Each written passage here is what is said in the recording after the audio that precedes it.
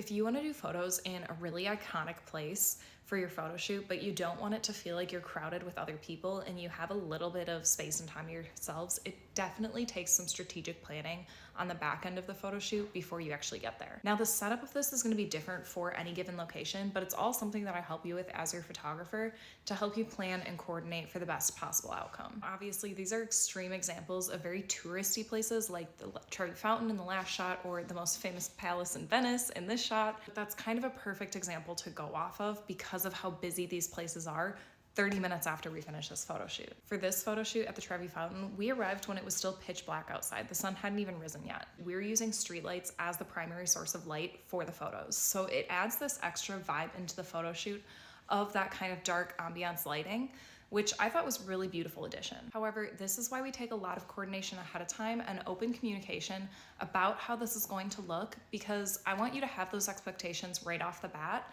and not feel like you can get here midday and not have anybody else in the background when this is one of the busiest places that I've ever been to. And same with being in the main square in Venice. We were able to start out here without a lot of people, but we didn't stay here very long before the crowd started to move in and we moved on to a more secluded spot. And we're still able to get really beautiful photos of like iconic places in Venice, but we moved around according to where we were able to be at that time without the big crowds. The same concept applies for iconic hikes and outdoor locations too. You'll know ahead of time if you're going to more of these really famous places that there are going to be other visitors there to experience the same thing, and you want to have respect for their visit and their experience, but at the same time, with proper planning and prep ahead of time, we can really create an experience where you do have the place a little bit more to yourselves and your photos can feel a lot more secluded. Obviously, the timing and the specific location of the angle we're seeing it at and all of that kind of stuff is really important to this experience. And that's all something that I help you with when you book a photo shoot with me.